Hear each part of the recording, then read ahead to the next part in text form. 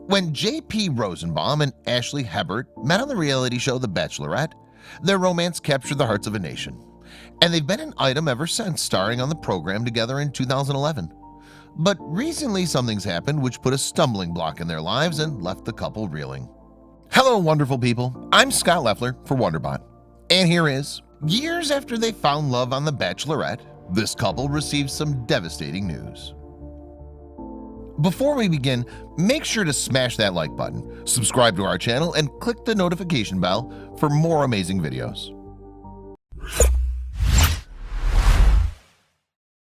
It seemed an ordinary day in 2019 when Rosenbaum first woke up.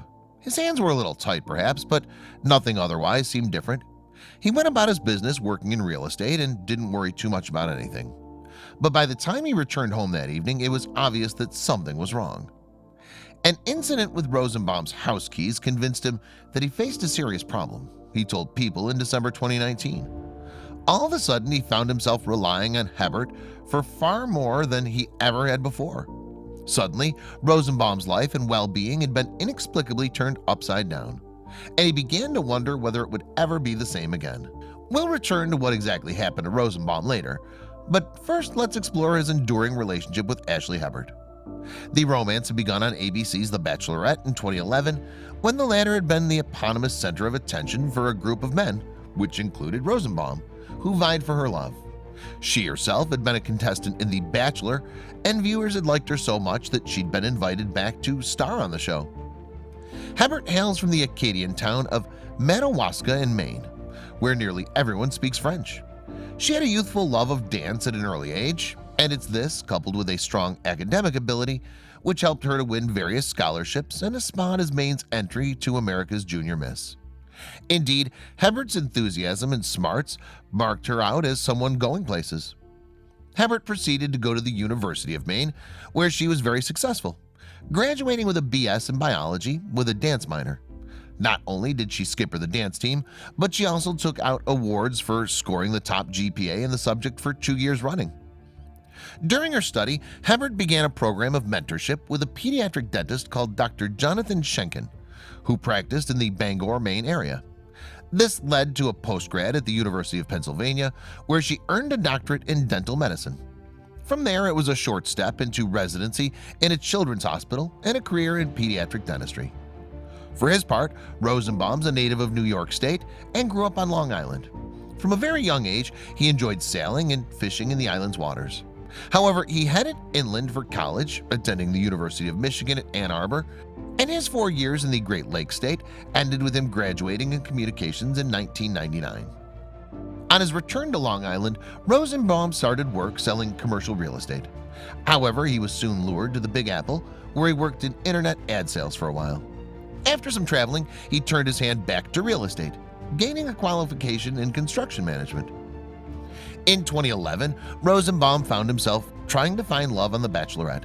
He was just one of the 25 hopefuls trying to win Hebert's heart. The contestant enjoyed a couple dates with her alone and a few more in a gaggle of men vying for her attention. Finally, he took Hebert to Roslyn, his hometown in New York. Then, in a dramatic final episode, he proposed, and she accepted. The construction manager made his bid to Hebert with a moving speech. Rosenbaum said, "The hardest thing out of all this has been not knowing. I'm an open book. All my cards are on the table. I know I told you my biggest fear was falling in love with you and having my heart broken again." Rosenbaum then capped off his speech with a passionate declaration of love for Hebert. He told her, "I know I have to take a leap of faith. All the time that we spend together, it's been the happiest time of my life. You always say to me, if I smile all the time, I'm going to have wrinkles. All I know is that I'm madly in love with you. I love everything about you." A year after a successful proposal, Rosenbaum then took Hebert down the aisle in Pasadena, California. Appropriately for a relationship that began on a reality show, the marriage appeared on TV. Viewers saw Hebert sport a gown made for her by Randy Rahm, trailing a train that tipped the scale at 40 pounds thanks to the beads sewn into it by hand. And the pair weren't the only stars from The Bachelorette at the wedding. Emily Maynard, Trista Sutter, and Jillian Harris were just some of the guests who saw the reality celebrities trade pledges of lifelong love. Furthermore, plenty of other faces familiar from the franchise could be seen on that day. Incredibly, even the officiant at the wedding had a Bachelor connection. It was Chris Harrison, and he had some words about the pair before joining them. The ceremony involved a mix of traditions, with hands entwined in a Celtic knot and a glass smashed to cries of Mazel Tov.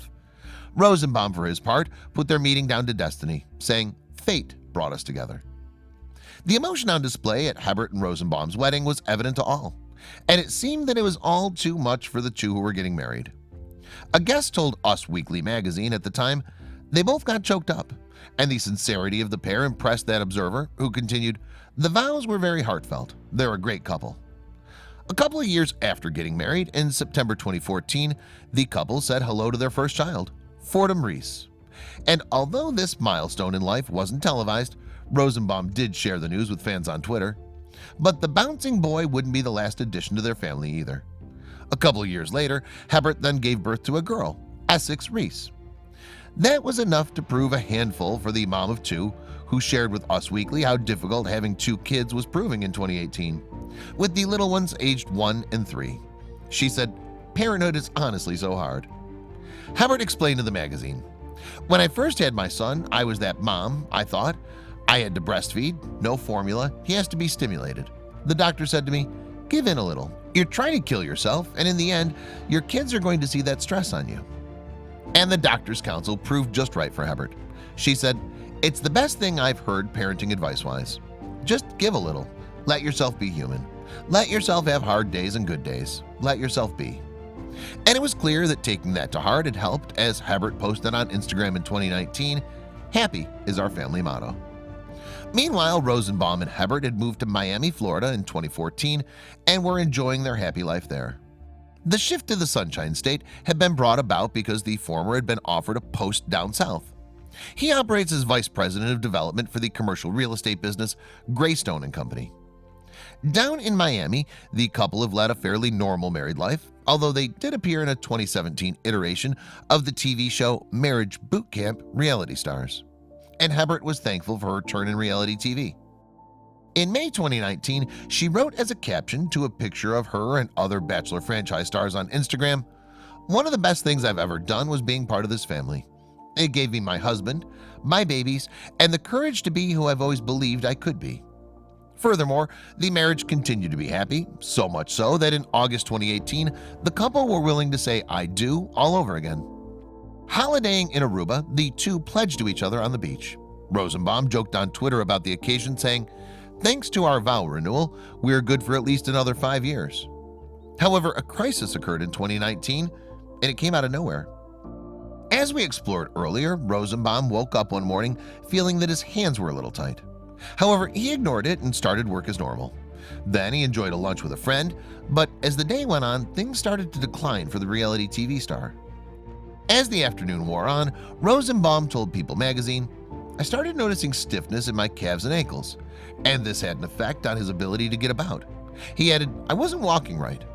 Then, when the construction manager had gone to fetch pizza for the kids' dinner that evening, things had become serious.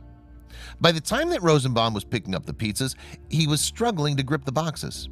He told the publication, "I couldn't hold the pizza box with one hand. When I got home, I dropped my keys, and when I went down to pick them up, I couldn't get back up. I had to brace myself against the car to climb my way back up." But Rosenbaum wasn't too frightened at that point. He figured that he simply needed to get some sleep, and the symptoms would probably pass. However, the next morning, he explained, "I got in the shower and I couldn't manipulate the soap around my body. Hebert had to help me put on socks and underwear, and I said, I'm definitely going to the hospital." So Rosenbaum did take a trip to the hospital, where he was subjected to a lumbar puncture, in which cerebrospinal fluid is tapped from the spine, and an MRI. These revealed that he had an illness known as Guillain-Barré syndrome. In this condition, a person's own immune system mounts an attack on the nervous system, with a variety of outcomes from weak limbs to full-on paralysis. Of course, it's no wonder that Rosenbaum was taken by surprise by the condition. Guillain-Barré syndrome is rather uncommon, and it affects only around 1 in 100,000 people each year. He shared his feelings about his sickness in an Instagram story, writing, "It's very surreal and humbling. I just can't really believe it." Guillain-Barré syndrome has different effects depending on the person. The first sign is usually a tingle in the hands or legs, which will become weakness that gets worse as time passes. Normally, the symptom will get worse for a couple weeks before reaching a plateau about 4 weeks in. Meanwhile, it wasn't until the day after that Rosenbaum realized what he might be up against. He told people, "I was definitely very scared, but he soon found some comfort after taking a course of immunoglobulins, which are antibodies that help fight against those that had this system under attack. And thankfully, his symptoms quickly leveled off." Rosenbaum was left thankful that he'd not had the worst possible outcome from the condition. He told people, "I'm lucky to be okay. That's not escaped me." Because of the successful treatment, he was able to leave the hospital after a couple days and start on the long road to recovery. Although Rosenbaum's symptoms had eased off, they hadn't yet gone away. He added, "It's the strangest sensation. Your mind thinks you can do something, but your body just won't do it. When I walk, my calves feel tight, and I have to be careful because if I fall, I can't brace myself. I can't pick up a pencil or button a button or tie my shoes. The other day, it took me over an hour to shower and 25 minutes to put on my shorts and underwear." Eye-opening is an understatement. Rosenbaum continued, "Things you do every day, picking up this phone, buttoning buttons, tying shoelaces, putting on deodorant, you just can't do it. Picking up my kids? Can't do it," he added. "Wiping your ass? That may be TMI, but I might have Hebert assist on the next one." At the time that Rosenbaum talked to people in December 2019, he was facing physical therapy 5 times each week. This was aimed at getting him as strong as he'd previously been. However, the construction manager potentially faced a grueling task. Recovery might be as short as a handful of weeks or as long as a full year. As Rosenbaum noted, recovery would be an uphill struggle. He said, "I still can't do all the things I once took for granted. It's perspective altering." But he wasn't letting anger get the better of him. Instead, he felt that he would emerge from the crisis as a much better person. He said, "The experience has changed me, and I know how fortunate I am."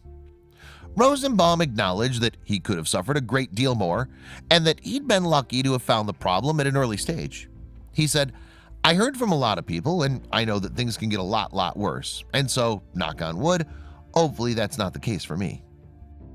Getting through the trials of the syndrome had been made a lot easier by the support Rosenbaum had received. He said, "It's super heartwarming," before adding that it's not just friends and family, but just total strangers who have offered to share their story. "It's just really nice.